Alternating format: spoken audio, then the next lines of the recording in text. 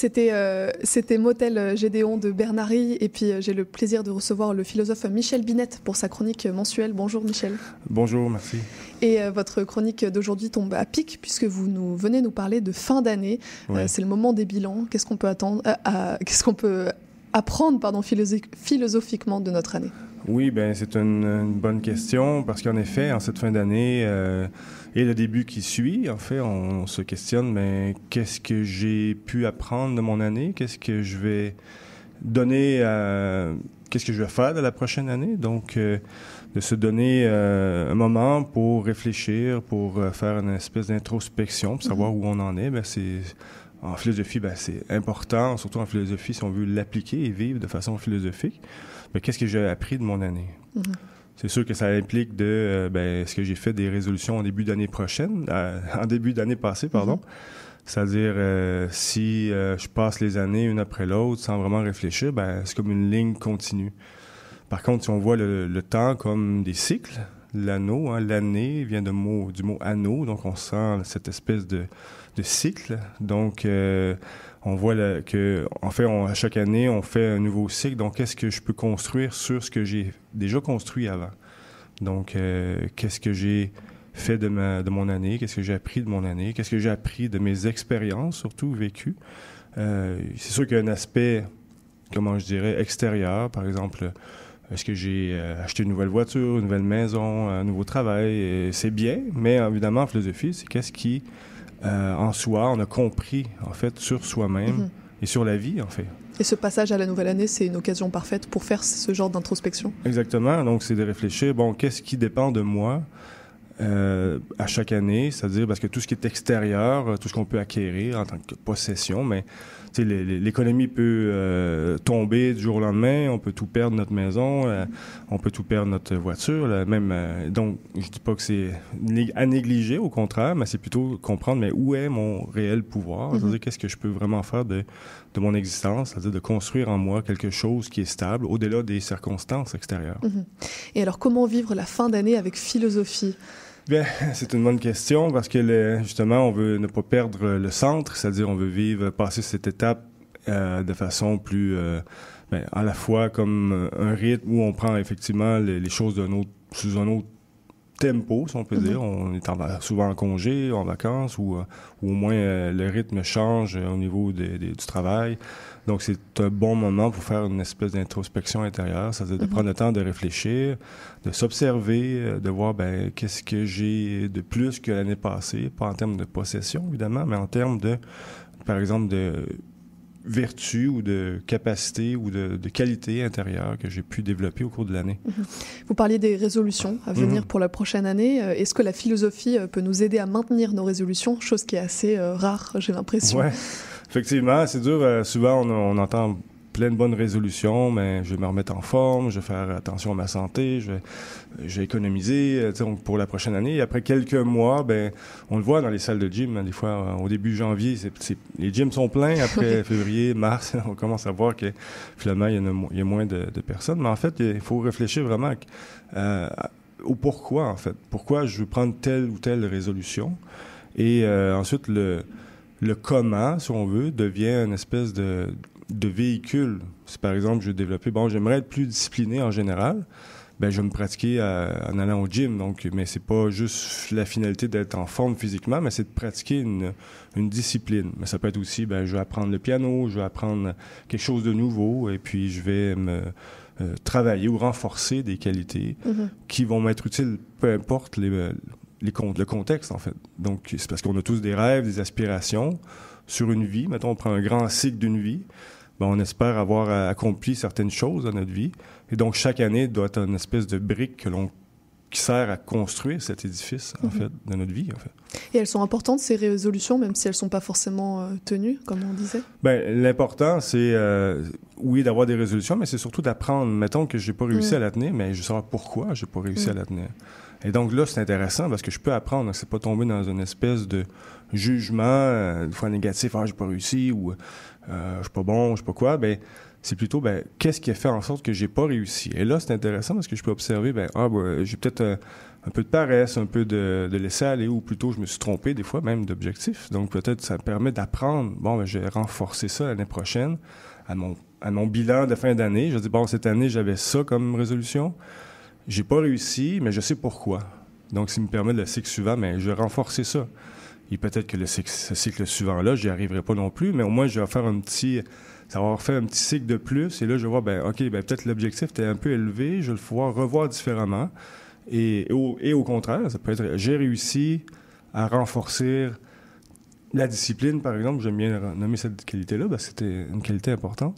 Mais ça peut être aussi, je peux être plus généreux, plus courageux, je vais développer la patience, peu importe la qualité ou la vertu que je vais développer. Mais au moins, si je réussis pas, je réussis à extraire quelque chose de cette expérience. C'est ça, donc les résolutions, ça sert à apprendre pourquoi on ne les a pas respectées et on grandit de ce constat-là. Si on a réussi, exactement. Ouais. Si on n'a réussi pas à les maintenir, mais on peut réussir aussi à les maintenir. Dans les deux cas, on va apprendre. Si j'ai réussi, je vais savoir aussi pourquoi que j'ai réussi. Et alors, qu'est-ce que les anciennes traditions philosophiques peuvent nous apprendre sur les cycles de la vie? Oui, c'est intéressant parce que on étudie beaucoup les anciennes traditions, les anciennes philosophies, d'Orient comme d'Occident. Les anciens, ils savaient très bien intégrer cette idée de cycle dans un plus grand tout. Ce qu'on peut avoir tendance à oublier aujourd'hui, on voit le temps comme quelque chose de linéaire. Oui, il y a des mois, on passe des années, mais en fait, pour les anciennes traditions, c'était vraiment cette idée de cycle. Et c'était comme un arbre qui pousse à l'extérieur. C'est comme il crée des anneaux, mais il construit toujours sur ce qui était construit avant lui. Donc, il ne repart pas de zéro à chaque année, comme si ça serait linéaire. Mais c'est plutôt consolider ce qui a été acquis, ce qui a été construit, ce qui a été renforcé, puis construire sur ça. Et dans certaines traditions, il l'illustrait, par exemple, en construisant, je prends les Mayas ou les Aztèques, là, je me souviens plus lesquels, mais construisaient des pyramides par-dessus l'ancienne pyramide. Et c'était pas nécessairement pour avoir une plus grosse pyramide, c'était symbolique à la fois aussi pour montrer qu'on construit sur ce qui est déjà établi, sur ce qui est déjà solide.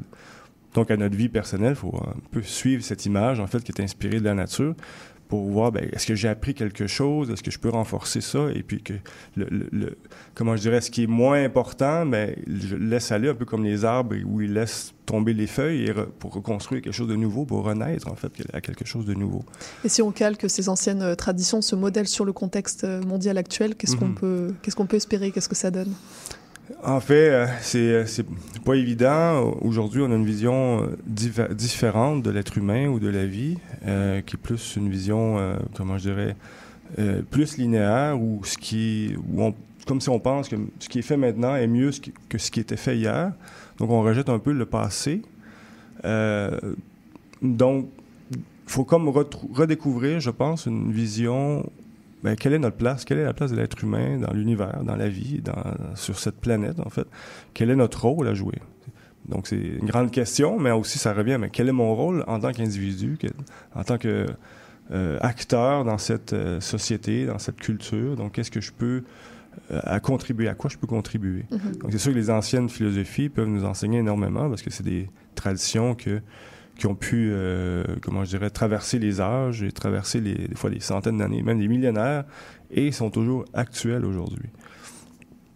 Donc, si on en revient au mois de janvier, c'est un mois qui doit son nom au dieu romain Janus, c'est ça. C'est qui ce dieu? Qu'est-ce qu'il a de particulier? C'est intéressant. Ça illustre aussi cette idée que les anciennes traditions avaient cette vision où ils représentaient les principes et les lois de la nature avec des symboles. Donc, ce dieu, en fait, qui s'appelait Janus, donc devenu Janvier, a cette caractéristique d'avoir un double visage. C'est-à-dire qu'il y a un visage comme derrière la tête et un à l'avant. Donc, il y en a un qui est un visage jeune et un visage vieux.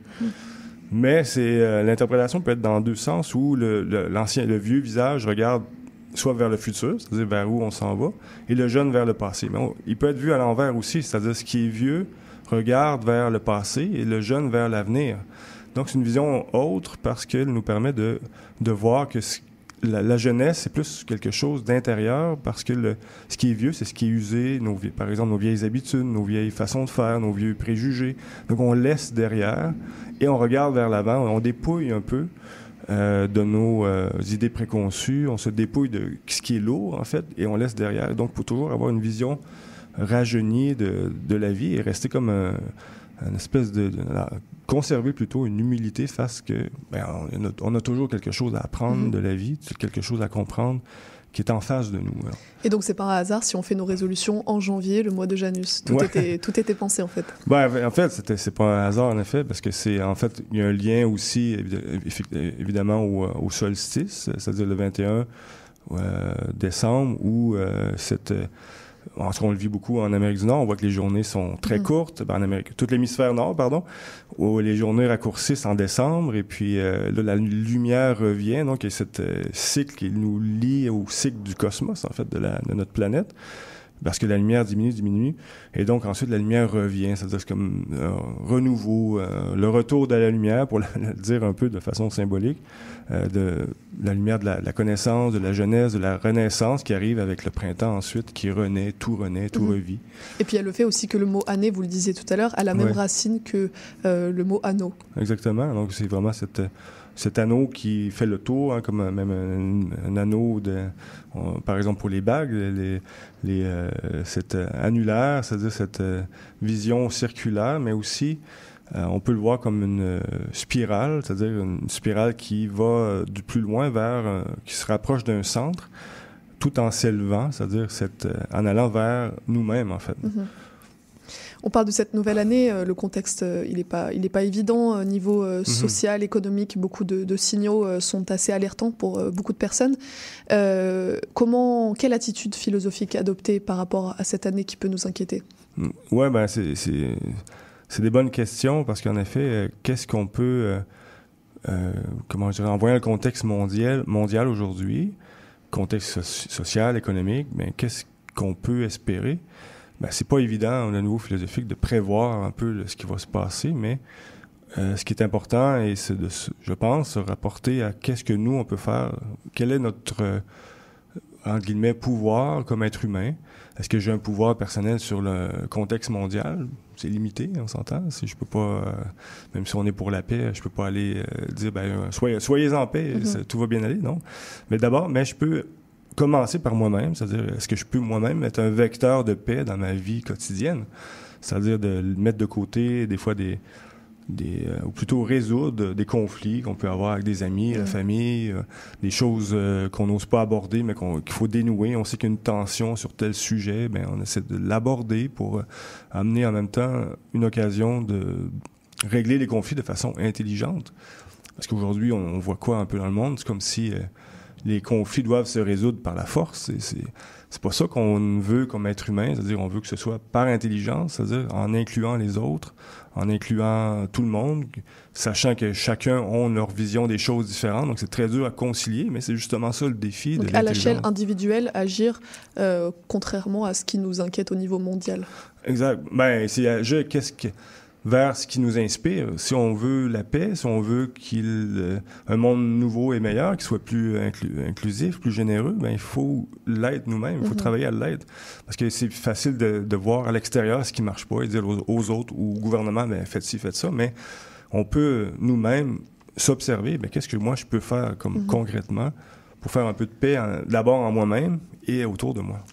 Merci Michel pour tous ces conseils. On vous souhaite du coup une bonne année. Merci. Et puis on vous reverra en 2024 pour de nouveaux conseils philosophiques. Merci beaucoup, en espérant que ça amène un petit éclairage pour tous à réfléchir et à se donner des résolutions pour cette nouvelle année et faire le bon bilan ensuite pour avancer vers le meilleur de soi. On retient l'utilité des résolutions et on essaiera de les tenir. Merci beaucoup Michel. Restez avec nous pour la clôture de l'émission et le programme de demain.